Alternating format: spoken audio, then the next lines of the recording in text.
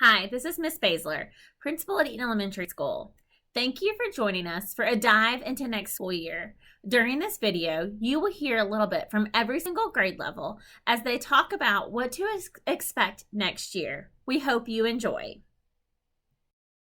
First up is Miss Sider in Pre-K. Hi, my name is Courtney Sider, and I am one of the pre-K teachers here at Eaton Elementary. And I am just going to be talking a little bit about what you can do to help your child get ready for pre-K next year.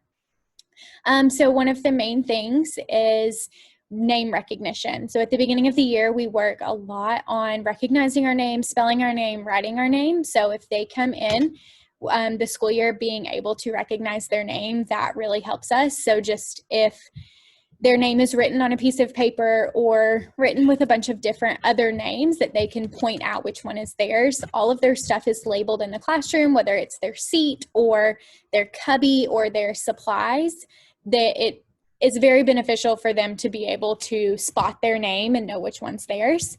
If you want to take it a step further, them being able to write their name and spell their name would really give them a head start at the beginning of the year as we work through that.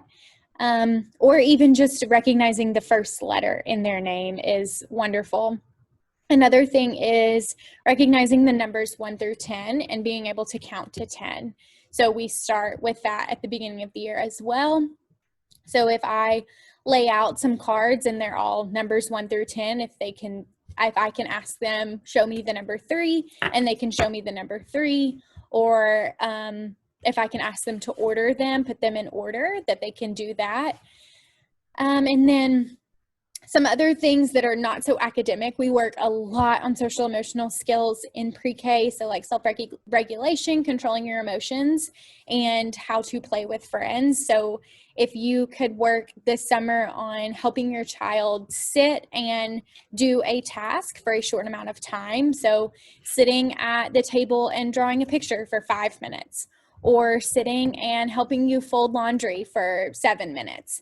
Just getting them to sit and focus on one thing for a short amount of time. And then also being able to hold a pencil, marker, scissor, or crayons, anything like that comfortably.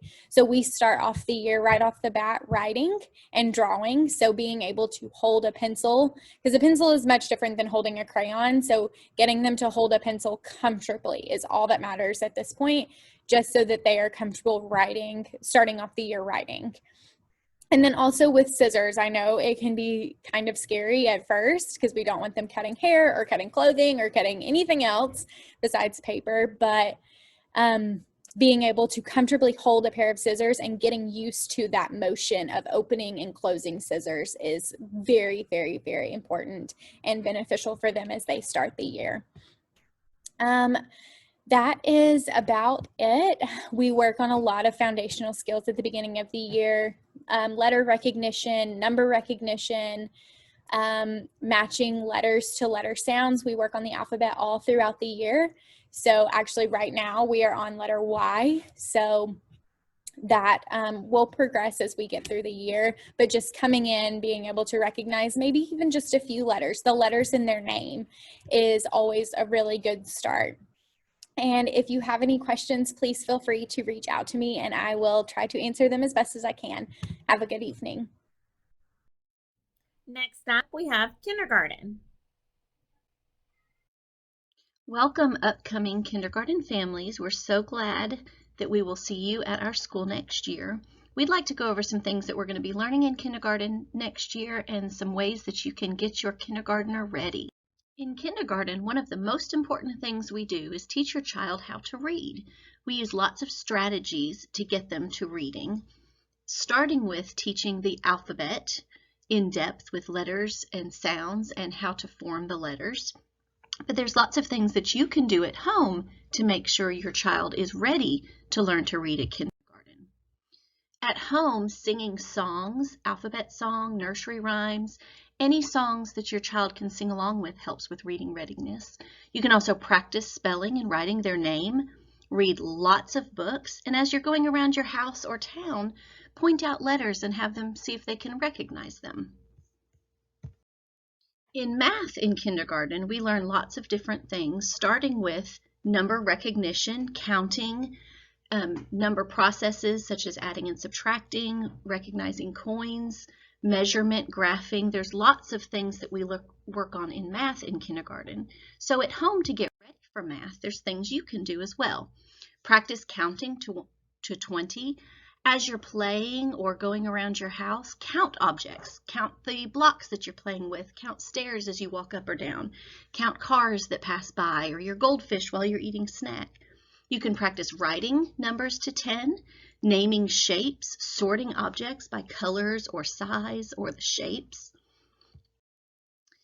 For writing, by the end of the year, your child will be writing several sentences on a topic. But it takes a lot to develop this skill. So some of the things that you can do at home are practice holding a pencil. Even practicing coloring will help them to be better writers. They can practice writing their name. Practice cutting with and holding scissors correctly. You can draw lines and zigzags to have them cut along. And practice writing letters if they're ready for it. We'll be learning Science and Social Studies through our CKLA program that will teach lots of different topics such as fairy tales, farms, plants, American symbols, and even more. To help them get ready for Science and Social Studies this way, try reading lots of books about lots of different topics. This will help them be able to be active listeners and will also give them a good background knowledge of plants and animals, other cultures, other places, things that they might not see around every day around their house. And just to prepare your upcoming kindergartner for kindergarten, there's lots of things you can do now to get them ready to start school. Start establishing routines. Make sure you set an appropriate bedtime and wake up time and eat a healthy breakfast. Encourage those basic skills that they'll need: cutting, coloring, writing their name, holding a pencil. Encourage socialization. Get them around other kids so they can practice sharing and getting along, taking turns. And most importantly, build excitement about kindergarten. Start talking about it. Tell them some of the things that they'll be expecting so that when they start, it won't be a surprise. We can't wait to meet your upcoming kindergartner. Our first grade group is a lively bunch. Next is first grade. Hello, this is Miss Trollinger. The first grade team and I are going to give you all some tips to help you and your child be ready for the first grade. Hey, this is Miss Amanda. A good tip for having your kids ready for first grade: always be positive with new experiences. Hi, Mrs. Morris here. Another good tip is to establish routines with your child. Hi, this is Miss Hodge. Another quick tip for first grade is to make sure that your student is writing and reading sight words. Hey, Mr. Hall here. Another good tip is to study your math facts over the summer. Hey, this is Ms. Morose. A great tip for the summer: read, read, read as much as you can. And we look forward to seeing you back at school in August. Now, let's hear from second grade.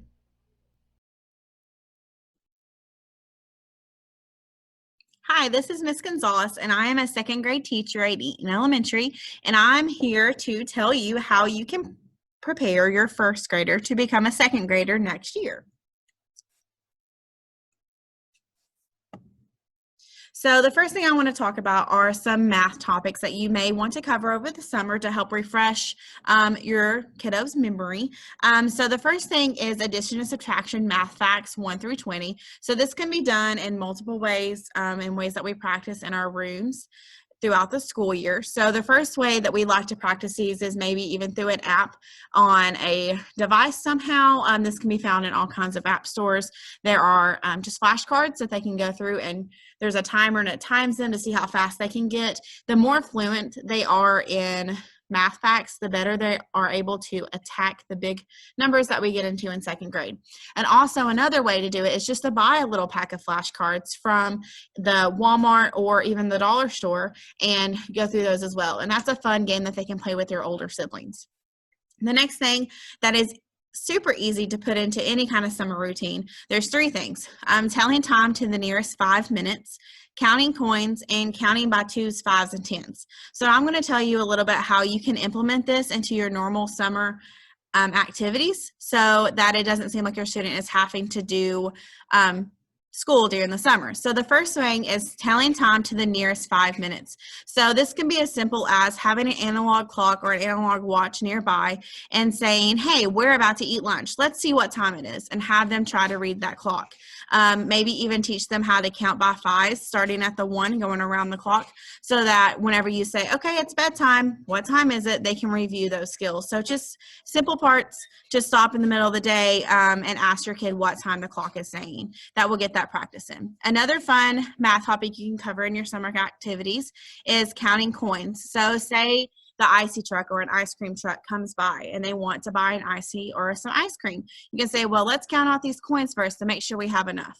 So you can just get the coins out and show them, and if they don't know what the coin is, of course they're going to ask you. So they'll say, oh, wait, what is this? You know, it's like, oh, that's a quarter. It's 25 cents. Let's count those quarters together to make sure we have enough. So that's just a simple thing, because you know they're going to want small things throughout the summer. The last thing that you can incorporate into your summer activities is counting by 2s, 5s, and 10s. So there are a lot of fun games that can be played outside doing this skill. So you can play hopscotch, counting by 2s each time you hop. You can do a jump rope, doing the same thing, as well as playing tag, and every single time you tag someone else, you have to say another number in the sequence. So those are just some fun activities that you can do while you're still practicing some math and refreshing those skills for your first grader. The next thing we want to talk about is just the importance of reading. So it's really important that you read with them daily. This helps with many things, including your relationship with your child, but also academically, it helps with vocabulary comprehension and builds fluency. So while you're reading, you may read some words that the child is not familiar with. When they read a word that they're not familiar with, of course, they're going to ask you. So now they can add that vocabulary word or that word into their, now I know this word bucket in their brain. So the more words they see and the more words they discuss with you, the more words they can put inside their bucket of words in their brain. So they can pull it out whenever they're reading something on their own. It also helps with their comprehension. So as you're reading, you can just ask them little questions about what is happening in the story, or what they would do if they were in the character's situation, or things like that, just to get the conversation going about the book so they can comprehend what is happening. And that helps with many skills that we are due in second grade. And the last thing that we really, really like about reading with your child is that it helps build fluency. So whenever they hear you read in a very fluent way, they will hear that yours is nice and smooth and not choppy and robotic. So whenever they read, they'll try to mimic you and try to also read in a very smooth manner. So that helps with fluency. And the smoother they read, the more words that they're going to be able to read in a minute. And that is something that we do keep track of in second grade.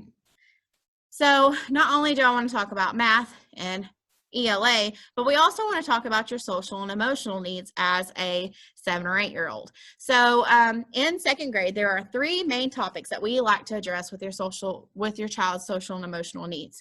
One big thing in second grade is just becoming more independent. So we like to put responsibility on the child and having them do things themselves. A big part of this is problem solving. So if they come up with a problem, the first thing and the easiest thing for them to do is run up to an adult to see what solution would be best. But encourage your child to wait 10 seconds, 30 seconds, just to think about a solution on their own, to see if they can try to problem solve on their own. And then if they're still struggling, come up. That's something we do try to start building at the beginning of the year, and they get this practice over the summer. It can only help them. Another thing is just working independently. So it's nice to always have a partner there or a teacher as your helper to make sure that you're staying on task and working on what you're supposed to efficiently. But where we have so many kids in the classroom, teachers cannot be one-on-one all the time, and they're used to that. So if you can just have them work on working independently, doing things on their own, and telling them to try to figure it out, that will help us in the classroom. I'm not saying that we won't be there for your child, but if they can sit and work on things on their own and use those problem-solving skills, it helps them gain the independence that is super important at the age of 7 and 8. Also, Another social emotional skill that we can work on is building personal responsibility and accountability. In second grade, we go strongly on natural consequences. So if they forget their ice cream money, they don't get to have ice cream. If their mom tells them to wear a jacket in the morning, or has to argue with them to wear a jacket, period, then when they go to recess and it's cold outside, they're cold. Now, we will let your child get warm, but it's just one of those where they go outside and like, man, it is cold, I should have listened. Once they have that I should have listened moment, or I should have done what was asked of me moment, that's that natural consequence that we like for our brains to click. So they have that more responsibility on their own of, hey, it's cold outside, maybe I need to take my jacket. Also, a big thing for responsibility is whenever we have things in their folder, you send a paper home from home to school. It is the student's responsibility to give that to us in second grade. If they have that accountability of, hey, I need to turn this paper in or it's going to be late, that's a good thing to work on. The last thing to work on is just confidence that they can tackle hard things if they try. We want them to have the confidence in themselves that they can do hard things in second grade. We come into some really big numbers in second grade and some really hard concepts. So if they have the mindset that if they just focus and if they try, then they can do it before they get here, then it is so much easier for us teachers to tackle those harder things when we know they're going to be a little hard on the kids. So that's all we have. I am so thankful that you decided to tune in to see how you can prepare your first grader to be in second grade. And if you have any questions, don't hesitate to reach out to us second grade teachers. And until then, we hope that you have a great summer and that you find this information helpful to you. See you soon. Bye. Thank you, second. Now on to third grade for a big splash. Hi, it's Mrs. Busimi and I teach third grade at Eaton. I'm going to tell you 3 things you need to know to rock third grade. We're going to talk about how we encourage independence, how there is a big focus on multiplication and independent reading, and how hard work is praised. So in third grade, we want to foster more independence. Students have to become more responsible for their work in and out of the classroom. So in third grade, we give students homework twice a week, every week, and we expect that homework to come back the next day. Also, a lot of teachers switch classes, which means students have to be more responsible with keeping up with their materials and all the items that they need for the class that they're going to. So that is something new to them.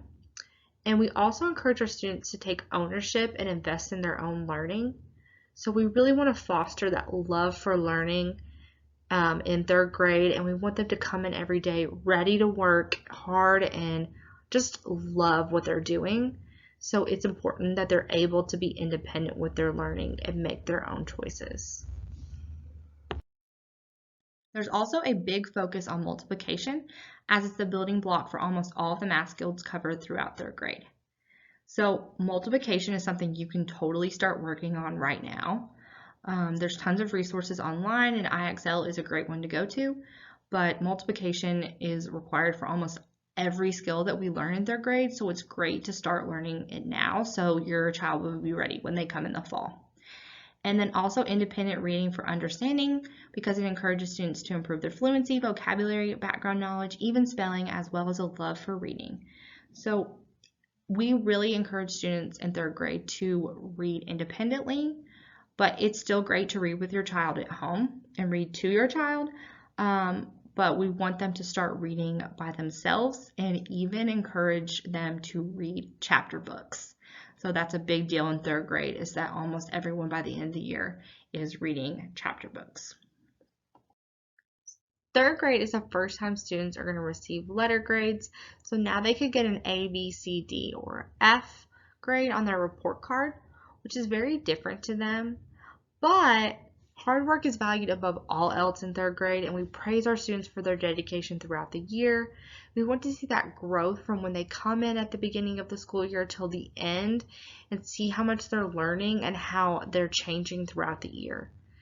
Students are encouraged to challenge themselves in their learning by coming in every day and making good choices and being ready to work hard.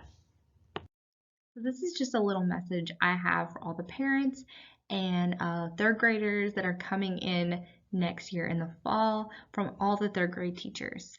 So we are thankful for parents like you who take part in their child's learning. We are beyond happy and excited to meet your child and have them as our students.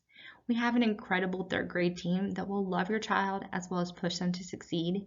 We know every child is remarkable in their own way, and we can't wait to discover your child's talents. And we are delighted in thinking all the fun, amazing memories we will get to make together while learning. Thank you so much for listening to my presentation. I am just so excited for next school year and all the fun new memories we're going to make in third grade with your child. It is going to be a great year. And now our final group, fourth grade. Hey everybody, this is Mrs. Wright representing our fourth grade team, and I'm here to give you some idea of what to expect in fourth grade. First of all, you'll see that our fourth graders have to keep up with either a trapper keeper or a binder, a 3-ring binder. And in their trapper keeper, they'll have their planner. They will have folders, one for math, one for ELA, one for science, and one for social studies. So we expect them to keep their papers organized. So organization is a big thing in fourth grade. For ELA, for your child to be successful, they need to learn how to read a text and be able to answer the questions using evidence from the text. That's very important. Another difference in fourth grade is in writing. And in third grade, your child just had to write one paragraph. In fourth grade, your child will have to write multiple paragraphs. So they'll have to write an introductory paragraph, a body paragraph, and a conclusion paragraph. And then for math, you need to make sure your child knows their multiplication facts through their 12s, that they understand how to add and subtract multi-digits, especially practice subtracting across zeros. And then finally, they need to know how to break down multiple step word problems. So there you have it. We're looking forward to having your child in fourth grade. Have a blessed day. Thank you for joining us for a dive into next year. If we can do anything, please don't hesitate to reach out, and we are looking forward to a great last 5 weeks of school.